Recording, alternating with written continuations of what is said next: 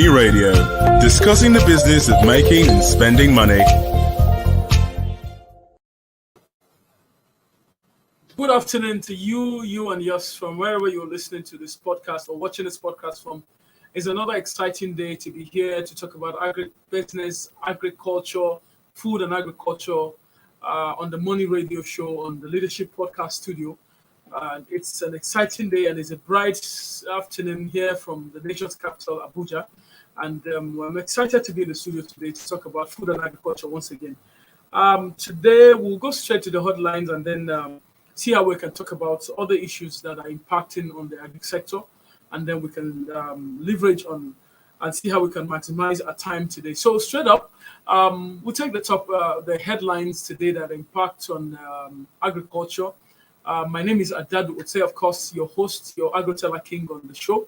And of course, with me, of course, Dr. Paul is also on the waiting. He will join us soon to engage us in the topic of the day.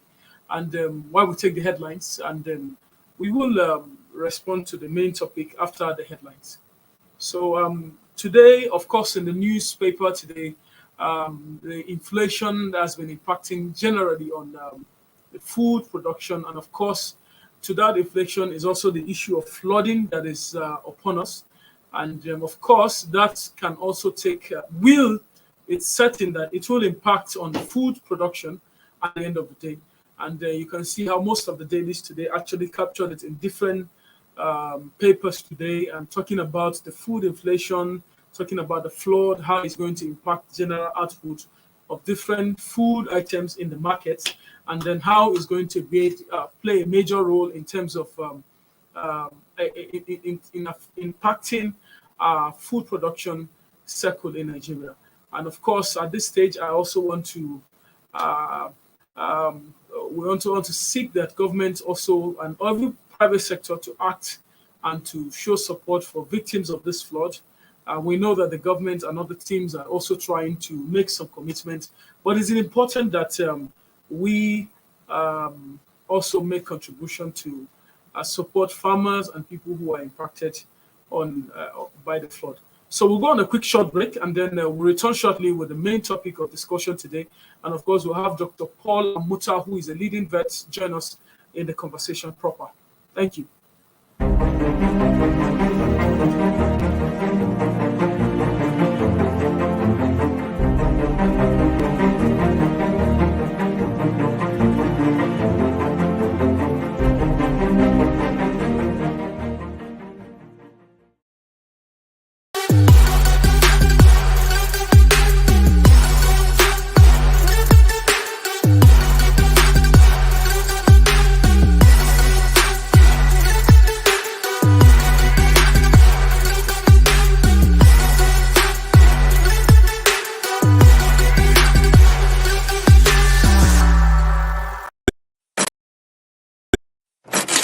Money Radio, discussing the business of making and spending money.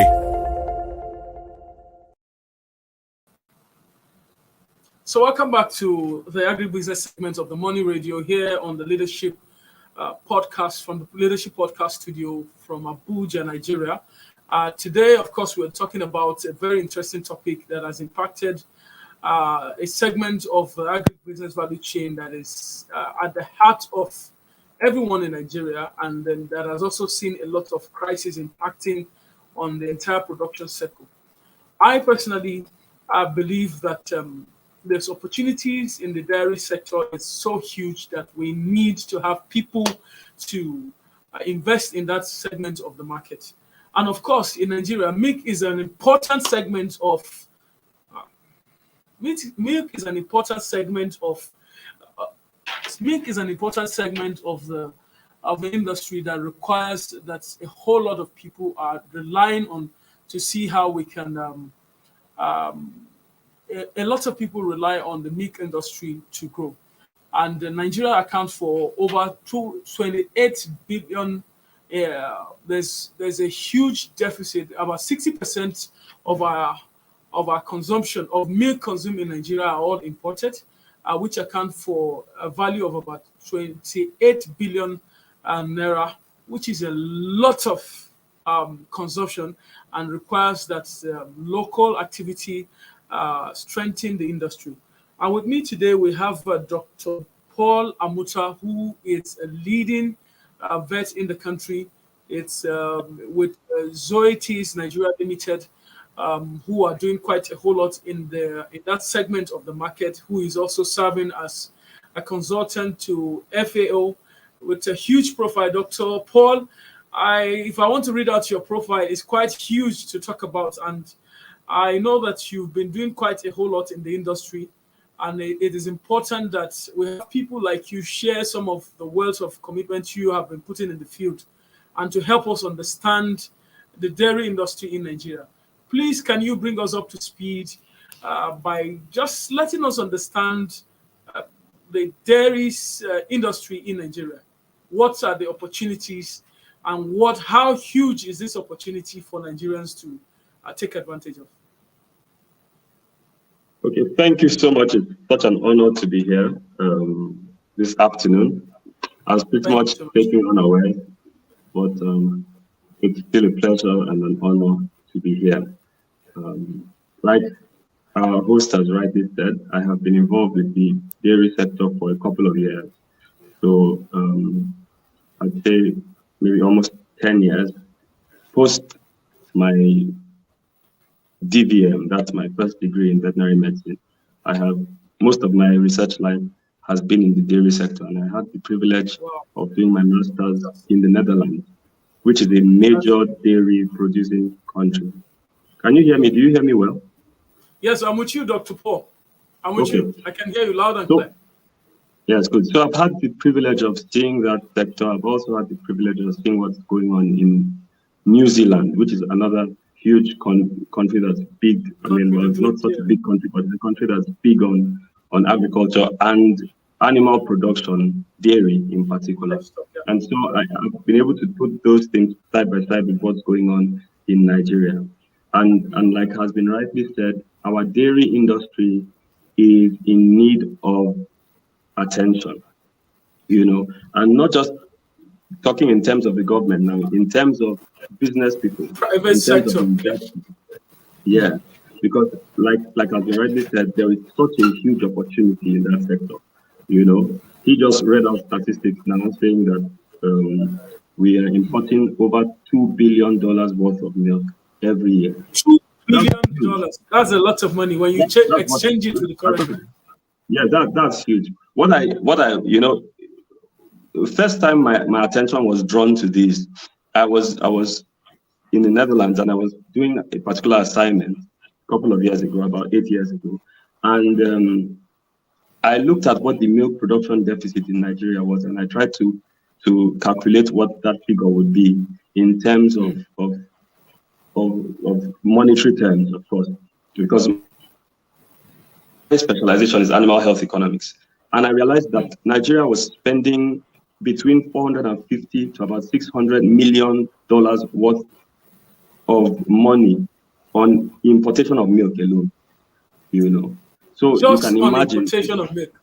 Yes. So that means that we're importing well over $1 million worth of milk every day. And what is painful about this importation of milk is that the quality of milk we import to Nigeria is nothing compared to what is produced in those countries that we are importing from. Okay. Wow.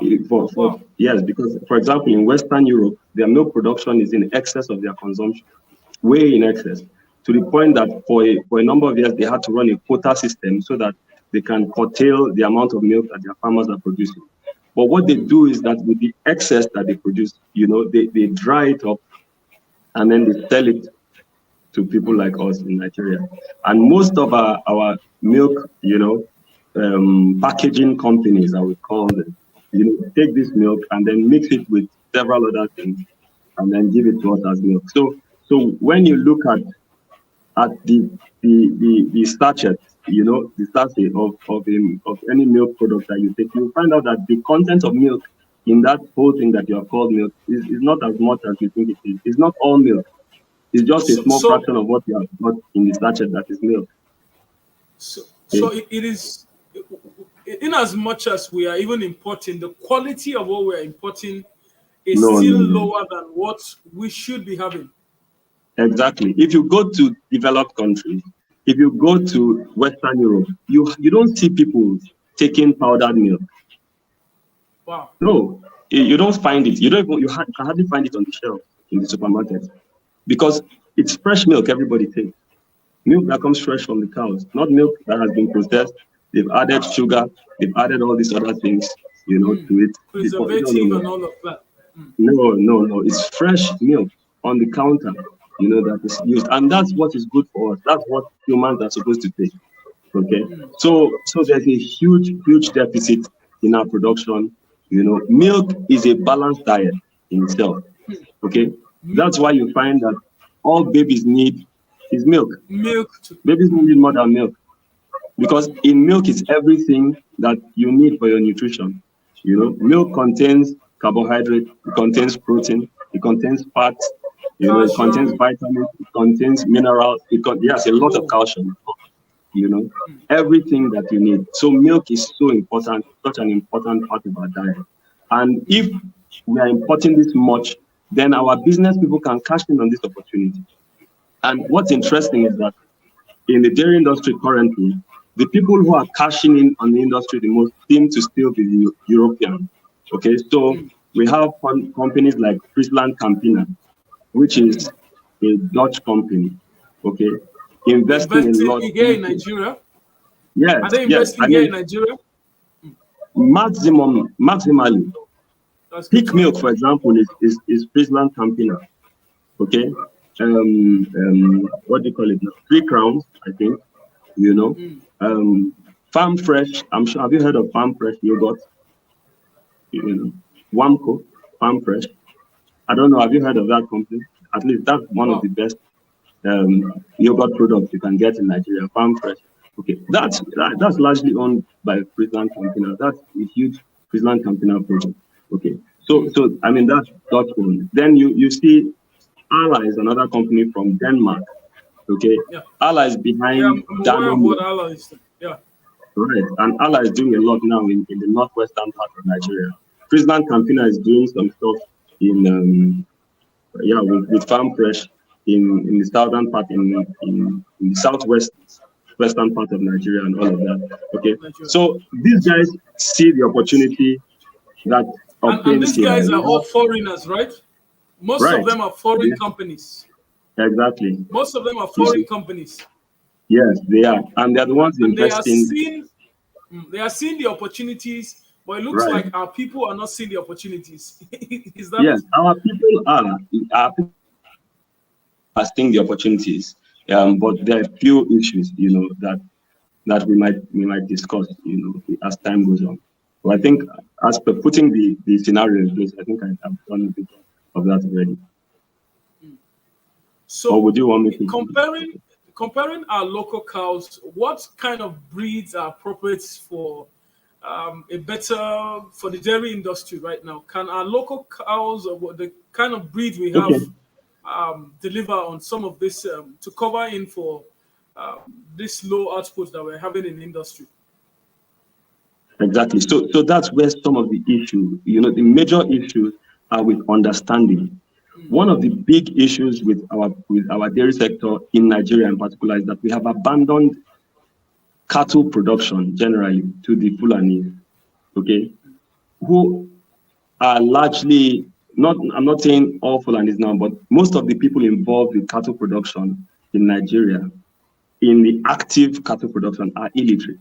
Okay, so they do not understand Understand or they some have yes, certain things, and they are stuck in their ways. They are cultural in their thinking, traditional in their thinking, and some of those traditions are counterproductive to the level of productivity that we should be looking forward to. Okay, for example, something as even as basic as the target. Okay, every successful business endeavor should have targets. Okay. So many times our farmers and the cattle owners and the cattle rearers themselves do not have realistic targets for the dairy sector. Okay, we have targets like counting plenty cows. That's not a target for the dairy sector. We want to maximize milk production. We want to optimize milk production, not count plenty cows. Okay, so and things like that. But coming back to your question now, about our local cattle breed and our low productivity. What we learned in school, was that our cattle produce between 1 to 2 liters of milk maximum per day. Our cows, just 1 liter our to local 2 liters. cows. Yes, our local cows. Okay. But foreign, and this is white Fulani, those are the breeds, white Fulani, Sokoto Budali, basically. The foreign breeds like Frisian Campina, Jersey, they, not, sorry, what did I say? Not Friesland Campina now, that's the name of that company. Like Holstein, Frisian, Holstein, Frisian, Jersey, those So breeds. all of this you're mentioning are breeds, As right? names of cattle breeds, yes. Holstein, Frisian, and then Jersey. Those are the most popular dairy breeds around the world. Okay. They could produce up to 50 liters of milk a day. 50? One cow producing up to, yes, at peak production. Yes. Whoa. Okay. That is huge. Yes, that's huge. So you can see this disparity. You say 2 liters maximum to 50 liters maximum. That's a huge disparity. It's so wide. It's a lot of difference. So wide. Yes. What we also now found is that I'm jumping ahead of myself, but maybe I should do that. Okay, or maybe I should just go back and say this. What is most important in any animal production endeavor, no matter what it is, whether it's poultry, whether it's cattle, whether it's large goat farming, what is most important, yes, is the breed, the genetics of the animal, the breed, the genetic potential of the animal. Okay, you cannot develop what is not there. You cannot boost what is not there intrinsically. Okay, so for example, if two dwarfs get married, they cannot hope to have a 6 foot. No, you don't do that. So you need to look at the genetics primarily. Okay, so that's the first thing. The second thing is nutrition, because it's nutrition. Proper nutrition. Yes, proper nutrition is what maximizes a potential. Is what brings out a potential. Okay, so if you have, for example, giants aspirants, but the child that comes out is malnourished, there's no way protein in his diet. Because what we mostly have here is the free range activity is all they get. I'm not sure there's any other extra nutrition to what most of the cows we have around here. So nutrition is there. Okay, and then there's management practices as the third thing. Okay, there are certain ways in which things should be done for maximum productivity. Okay, so for example, you want to conserve. It takes a lot of energy. Okay, first of all, what is being converted to milk is the food itself. Okay, so a lot of the nutrition that the animal takes is what is being converted into milk. Okay, so you need to conserve the energy of the animal as much as possible so that it's not expending energy on trekking from Sokoto to Port Harcourt, for example. To Ibadan or Port Harcourt. Right, or to Ibadan, yeah. It can conserve that energy and convert that nutrition, those nutrients into milk. Right. So the animals need to have the proper environment, the proper structures in terms of and systems of operation for them to produce. They need a lot of water. Milk is largely water. Milk is 80 to 85% water. Okay, you can imagine where animals do not have any stable source of water to drink. They can trek for 3 days before they find a river or a stream where they drink water. How do you expect to produce milk? That's very stressful for the animal. Right. So what we have found out, going now back to this comparison between our local breeds and the foreign breeds, is that our local breeds, sometimes when they were well taken care of. In one of the research I did, we had local breeds producing up to 9-10 liters of milk a day. Pure white Fulani cows, you know, as against the myth that they can't produce more than 2 liters of milk a day. But with proper management, that jumped to about 10 liters of milk a day. Yes, you know. So we definitely need to boost our genetic potential, which is going on with a lot of artificial insemination here and there, crossbreeding of our local breeds with the foreign breeds, because we want the best of both worlds. Our local breeds are a bit more resistant to the endemic diseases around here. The foreign breeds have the productivity potential, you know, so you want the best of both worlds. And because of that, you crossbreed, you know. But crossbreeding is one thing, is genetics. We are boosting the genetic potential. Beyond that, we need to focus on nutrition. That's why this talk about ranching is so important. If you're going to keep animals, you should be responsible enough to provide the nutrition that is needed. If you're going to get anything out of it, yes, you should. It should be factored in majorly. Okay, they need pasture. They need limitless pasture. They need hay. They need silage. They need concentrate. You know, they need proper nutrition. Balanced nutrition. Balanced nutrition. Yes. Okay. So that needs to be. Okay. So I'm aware you've been doing a lot of work with the FAO and other team across the country. How would you assess the level of growth so far in terms of both government and the private sector participation in the industry? Well, I would say that the government is much more involved than before. If you ask me, they're more interested in what's going on. It's just that, of course, as we develop as a people, we need our will to match up with our actions. Okay, because these guys who are out there with these cattle, they need support. Interestingly, they are quite willing to learn if they would get the right support. Okay, so they need support. They need trainings and retrainings. You see, Education, they need. Because sometimes they don't know better. Actually, sometimes they don't. Some of they them really are don't. not aware of some of these discoveries. Right, they don't. And apart from discoveries, they are trapped in mindsets and practices that are counterproductive. This is the ancient way. We've always been our traditional way of getting things done on a daily basis. Our grandparents taught us this, and we are teaching the next generation. Exactly. That's a huge task. It is. So training, retraining, the government has done quite a bit. And then with people like Allah coming in and providing like collection centers, I believe Nestle is doing the same thing now.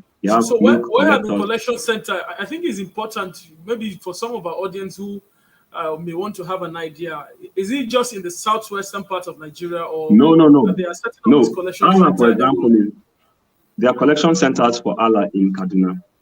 Okay. Kaduna here, I just behind us here. Yes, in Kaduna. Nestle has collection centers around Kuje area of Abuja. Whoa, that's good. In the FCT. Yeah. In the FCT. Yes. And then in the southwest, you have Friedland Campina, Farm Fresh, spearheading collection. Yes, exactly. So, I mean, dairy farmers, that guarantees your sales, you know. That guarantees your sales. You know that 1 liter, I can sell 1 liter for 300 naira, you know. So, I mean, I don't have to be looking for how to sell. You know, traditionally, what many of these people had to do was their wives will milk the cows and then give the milk to their wives. Their wives will ferment it into Lulu and then hawk around town. You know, you don't have to do that anymore with these guys. They are looking for milk to buy. You know, there are some farmers and people around who still consume this thing from the local women. So does it mean that there will soon be scarcity for some of them? There will. Especially definitely. In this location. There has to be. We can't run away from that. There will be scarcity of Nunu very soon, because what we're trying to do with these people now in our consultation and extension services is we're trying to teach them how to preserve milk and sell it at a profitable price. because Fantastic. at the rate they are going, they are not making money from milk production. That's why they don't take it serious. I agree with You you. see, if I mean what they are doing with Pura and Nono, it's not profitable. It doesn't work. You know. So if someone has 10 cows that give him 15 liters of milk a day, and then he can sell those 15 liters of milk at 300 naira a day and get 4,500 naira a day in his pocket. Daily income. And daily income. And this is not optimum production. This is what they are doing, browsing around, as in like scavenging around and all of that. Yes. As in, I'm talking of peri-urban extensive farmers who take their cows around. They can produce 1.5 liters of milk a day per cow. And if they have 10 of those cows, I tell you, they can make 4,500 naira daily income. You know, that can go a long way. You know, so that's what these milk collection centers are doing for the industry right now. And we would have to proceed because, I mean, it just doesn't make sense to go any other way. Yeah. And that's a lot of income, even higher than the crude oil or any other thing we've been talking about in other industries. It's important that people understand this opportunity in the industry, because if you can make that kind of money on a daily basis, a lot of people can actually will consider it as an area of investment for them. So in your closing remarks, Dr. Paul, what will you advise somebody who is considering this as an area of investment, somebody who knows nothing about the industry? What would you think what would be your advice to somebody who wants to invest in the dairy industry in Nigeria? Okay, so what I would say first of all is that when you think dairy, think national development. Okay, think food security. Think this is how we should, as in the mindset is, I'm doing something to build my nation. Okay, because it's a long-term investment. To do it the right way, it's not a quick turnover like broiler farming, you know. Broilers, I mean, you put in broilers in 6 weeks, you can make your money back. It's not MMM. That's not dairy. No, it's not MMM. It's a long-term investment. It's capital intensive if you're going to do it properly. So you need to go after knowledge. First of all, go after knowledge. A lot of people think it's just cows. I mean, Go after knowledge. Yes, very important. Go after knowledge, and I mean, get what you need to know. Even if you're not going to be directly involved, be in the know of what's going on, so that when your consultant, you're not surprised. Team, no, you know that this is what it takes. Okay, because it takes a lot. It's a full-time investment. You know, don't do it. You know, like some of our older people, they say, "Oh, I want to raise pigs, or I want to raise something." They just look for a corner in their house and go and put animals there. No. It's going to be a huge disappointment. But of course, you know, we've always preached the issue of starting small and growing. Can somebody start from his little space and then over time grow the production? You definitely can start, but you still need knowledge. So you need to know, because you see, one of the interesting things with the larger breeds that we talked about, or the breeds that produce more, is that they need more intensive care and attention. Yes.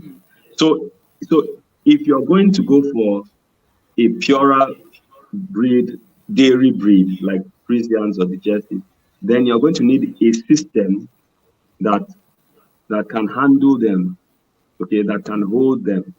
Okay. If not, you would. I mean, I know a story of a politician who some years ago imported pregnant heifers, that is young female cows. They had never given birth before. They were pregnant. He imported them. At that time, they were selling. That's huge money. This is many years ago. At that time, each one was 1.5 million.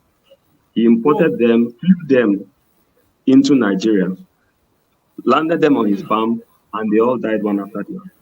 Somewhere in the middle. There's a lot of climate issues, a lot of things. Nutritional issues, different kinds of issues. They brought specialists from outside the country. It couldn't change. So you need knowledge. Okay, know what level of genetic sophistication can I handle? What amount of nutrition can I afford?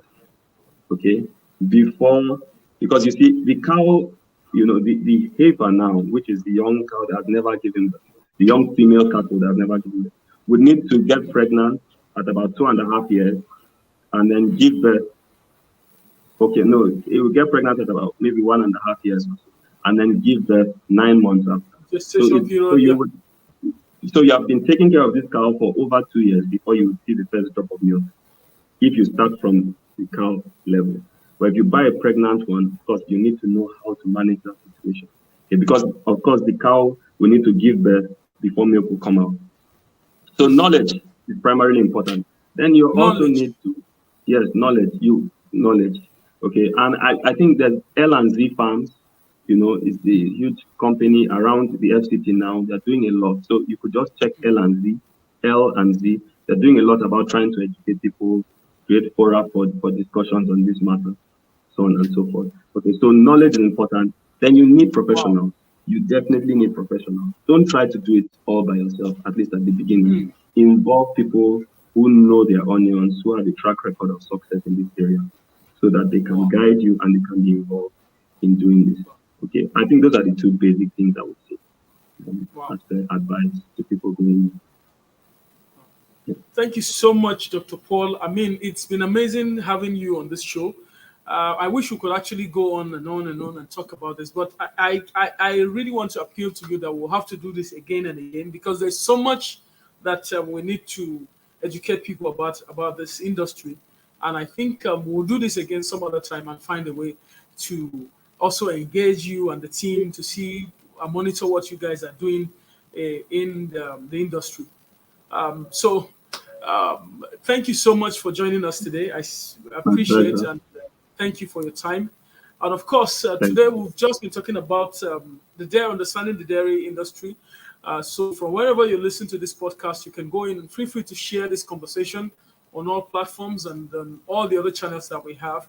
And then we'll do the same time again, same station next week. And then we will have to come up with, we will be sure that at the end of the day, everyone is educated and understand how the food and agricultural system works in Nigeria by reviewing every segment or various segments of different value chain in the industry. Thank you so much, Dr. Paul. My name is Adad Ote, and I hope to see you again same time, same station. Do have a lovely day ahead and a lovely week ahead. Thank you. Thank you for watching. For sponsorship and advert placements, please contact 080-3688-6158. Last Word Leadership Podcast Studio. You have the last word.